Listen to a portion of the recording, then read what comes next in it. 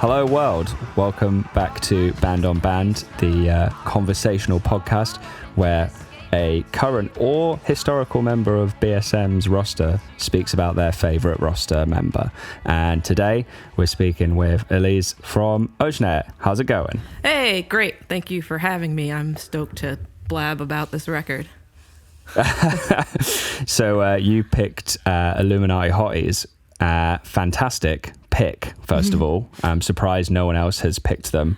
When did you first discover or listen to Illuminati Hotties? How was that? What was that like for you? It was like when the Kiss Your Frenemies record came out. We were formerly label mates as well on a different label here. So that's how I first heard about it. It was through being on the same label. But then that record just like took off and like it just was. I just started seeing it everywhere, which was pretty cool to see. Yeah, that's how I first heard of the band. And then Sarah and folks, they were getting on all these tours, and somehow I missed ever being in town to see them. But like every band they were, no. I know, because they were opening for such like really great people too. Like all the tours were like such cool lineups. Yeah. No, that album took off in a big way. I remember picking that up. What was that, 2018? It feels like a lifetime ago. I think, yeah, that sounds right though. I remember picking that up from Specialist Subject Records. Shout out them here in my hometown. And yeah, just being like absolutely blown away by the indie pop powerhouse. I think that's how I described it to someone once. Yeah, It's fantastic. Yeah, that's a really good description. It's a really good record. For sure. Yeah, it's like just so many hooks, you know, just like Sarah really knows how to like write a good hook and then fill out the song around it too. So it's not like just a hook, but like the hook grabs you and then you're like, oh, well, all this other stuff is happening. That's rad. Am I right in believing that you might know this from formerly being, closer contact. Did she record everything herself on that record? I'm actually not sure, but I know she does like sound engineering and mixing and mastering and all that stuff. But I know that like I was actually just listening yesterday, coincidentally, to her interview with Tim Crisp on the Better Yet podcast, and I know she was talking about like the people that played like drums and bass and stuff on this. So I think there's like a band that plays with her too, but I'm not sure. We're not in the business of giving out false news here, so we're not gonna confirm or deny if she did play everything. But I am gonna say whoever did, it was very good and I enjoyed it. Yeah, totally. I remember watching because she did a KEXP session. I remember that watching that on the telly at home and having a real nice time. Shaking my hand. Whew. Were they wearing the outfits for that too? With the bandana, it's like the stripy shirts. Yeah, it's so good. What a good look. Yeah, I absolutely love that. I feel like a lot of people here discover music through KEXP and Audio Tree. Yeah, those are some real good stations. Those are two of my favorites too. I feel like I found a lot of good stuff just from having those like on the feed, just randomly seeing stuff and clicking and being like, what's this? And someone who once went to Audio Tree and played a session as well. Oh yeah. That was huge. That was super fun. What was between the two? Because obviously she's released 2 records now, Kiss Your Frenemies and the new one.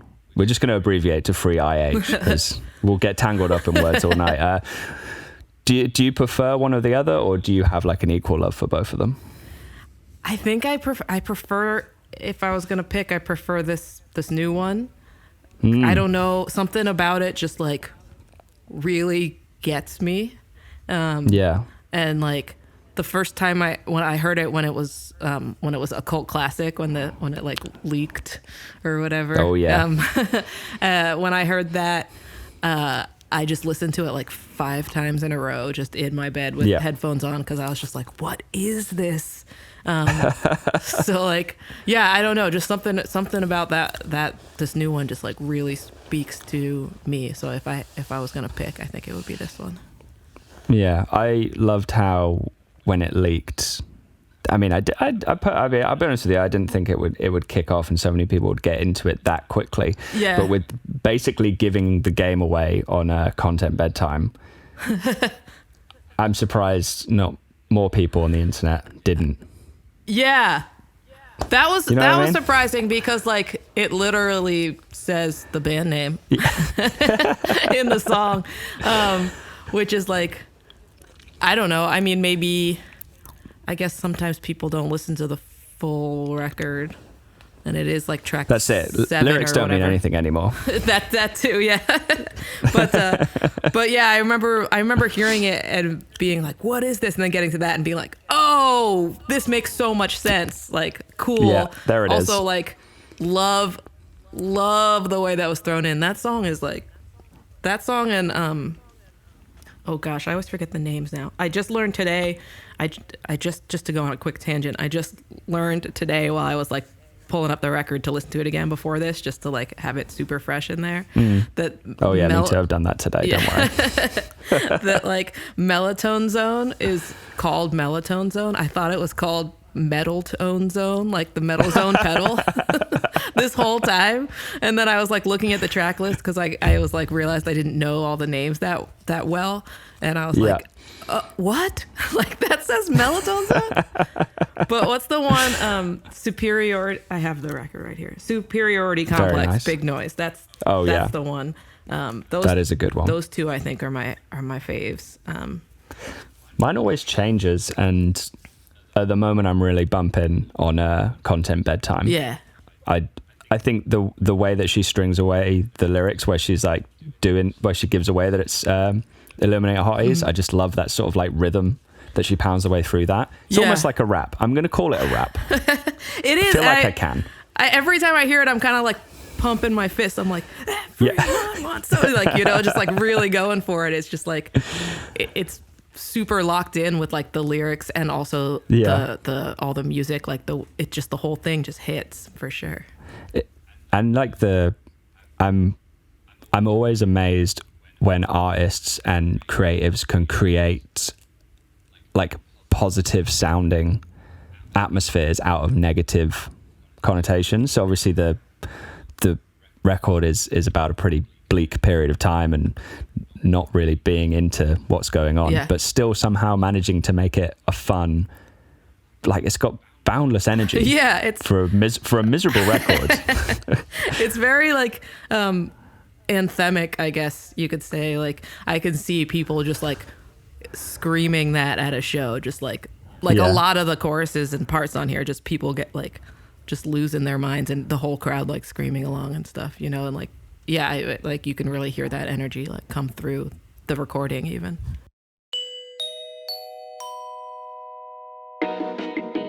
Oh yeah, it's that time of the podcast, traditionally in the middle of the podcast, where we take a short break so we can sell you things. That's right.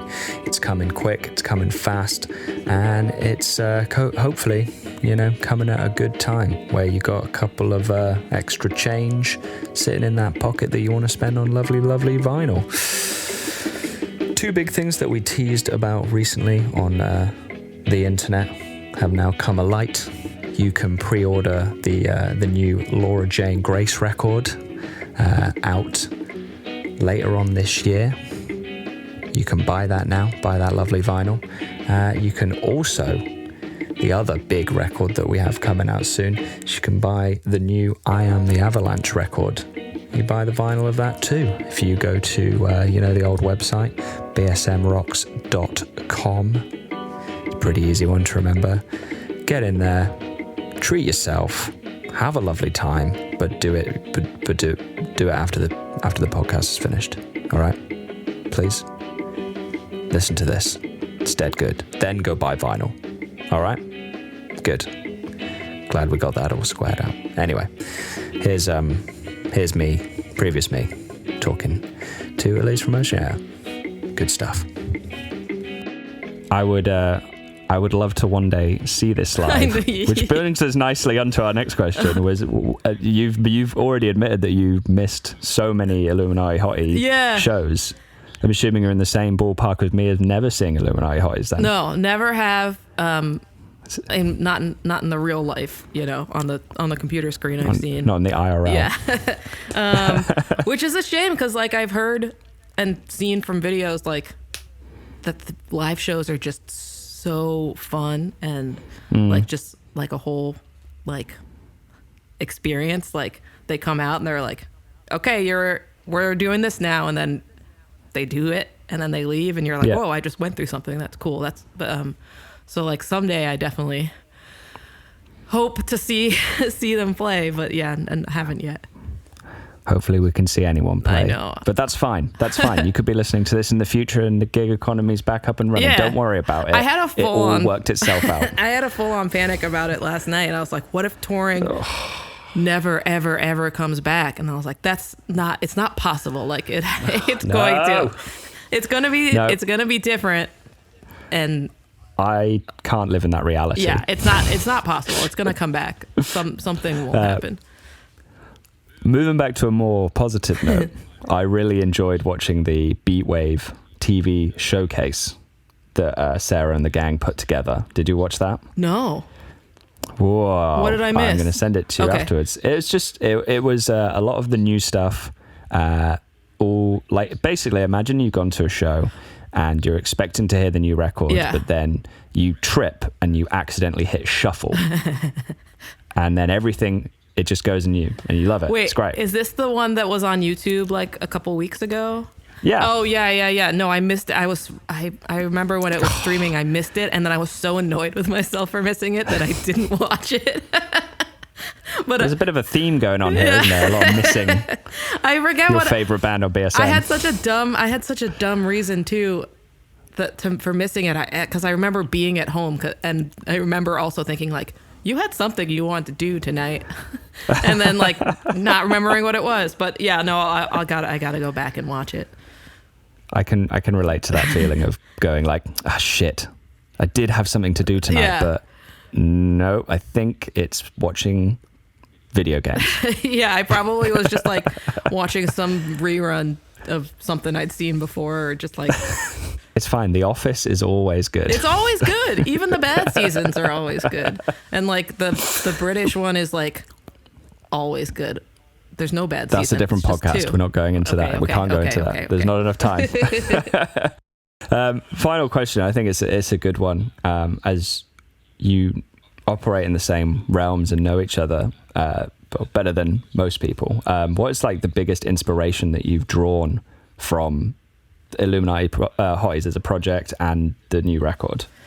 As an artist yourself, Yeah.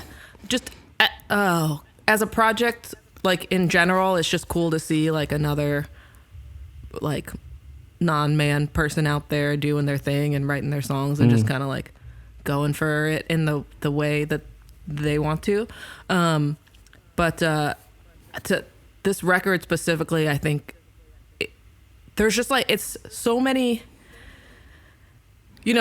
she's talked about how it was like written and recorded like super quick. And I think something that's really cool about that is just like that she came out with this thing that's just like perfect and like has a through line that makes sense, but is still like kind of all over the place, but like in the best way where it's still connected, and did that like so quickly and like without second guessing. And I think that's something that's really scary to do a lot of the time, is like, yeah, absolutely. You're going to like labor over your art and like work on stuff. And I know a lot of songs for me they'll come really quick and just, they'll be there and they'll be done. And that happens sometimes, but then a lot of times it's just like gestating, I guess you could say, for like a long time.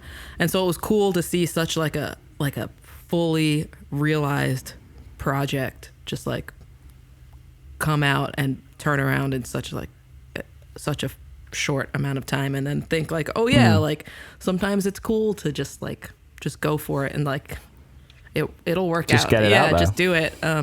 So like that was cool. And then just like the sounds, it's fun, like just listening to all the different like sounds on the record. There's that whole track of just like, I think like mixer feedback, whatever that stuff's called.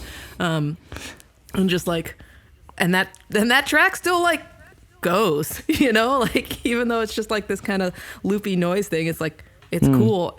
So it's just fun to like listen to and try and like pick out all the little weird stuff that's in there, and then also like hearing her talk about like just kind of like mixing, like recording it in all these different places and then putting it together like is something I can like relate to and like makes me feel better.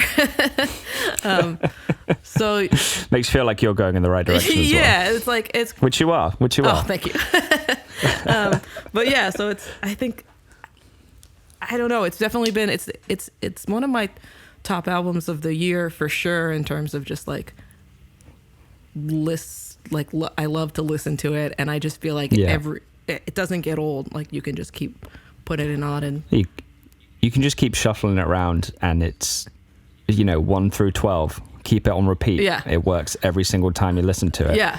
I really I really think it's an incredibly, as you alluded to, like she was saying it took what, like 3.5 weeks to record or something. I think I've read the same thing recently, and it's very brave and like a fresh take on what an artist in like our general scene, even though we're across the ponds, we still sort of operate in the same scene. Like it's a fresh take on what an artist in our scene should, in quotes, and can be doing, rather than falling into the trap of writing an album, releasing it, touring, writing an album, releasing it, touring. Yeah, totally. I think it's just really good. And I think that's, I guess, like what she was talking about, like it being a mixtape, and that's not something that I like, there's not that many, if any, mixtapes really in like the indie music world or whatever, it's like more of a hip hop thing. And like, I don't know, I think that's cool too, just like the idea, just thinking about it as a mixtape and not an album, like is a cool way to approach this whole thing also, like because like I think it puts a lot less weight in your mind when you're listening to it. You're like, oh, it's a mixtape. Yeah, it's fun.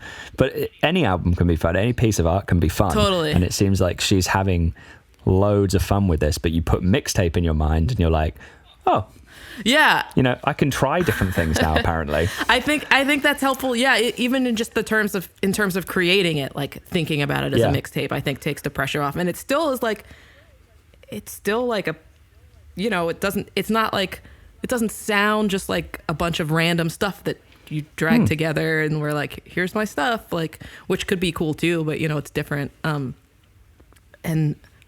oh no, I lost my train. Oh no. I had something. Well, anyway, yeah, it's cool. It's great. Oh, the fun stuff. There it is. Like the that came back real quick. I know. I don't know. That was lucky.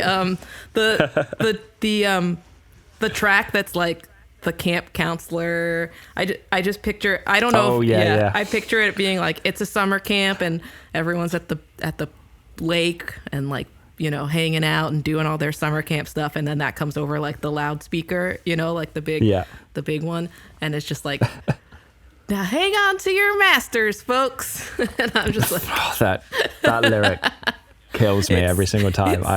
It's so good. Because that wasn't on the leak, and then the first time I heard it, I literally screamed alone in my room, like, that's like, it's just like right there, and you're not really expecting it, but it's perfect. I'm like, I just like the kind of, it's almost like there's like she's doing like a character sort of there, and like, but like, I don't know, it's cool. There's a character there, but it is also incredibly serious. Yeah, exactly. It's like, I'm saying this in this voice, like in this, not voice, but like inflection, I guess. Like I'm doing this PSA or camp it's not me saying thing. it. It's the character. But like, also, this is 100% real. Well, that's great. Thanks so much for joining me today on Band on Band. I think I'm going to go listen to Free IH now. Yeah, I think I'm going to do it again too. Great. Well, we'll speak on the internet. We'll speak soon. Thanks thanks very much for coming, and rock and roll. Woo. All the things I used to do are boring now. All the baddest words on you came pouring out. When I heard that you feel better. So that's that. Another week of your time dedicated to Band on Band. Thank you so much to Elise for popping on the Zoom chat for me. And what a lovely chat. Illuminati Hotties, great band, great album. If you haven't listened to that, then, I mean, you've got no excuse, really. So get on with it and listen to it. Anyway, Band on Band, as always, was hosted by me and was produced by Oscar, doing it for the bit, Lydiard. That's it. There's no housekeeping. There's nothing really new to update you with. Podcast-wise, loads of BSM stuff going on, so make sure you get on that. Stay hydrated, call your parents, and stay safe. And we'll catch you next time. Bye.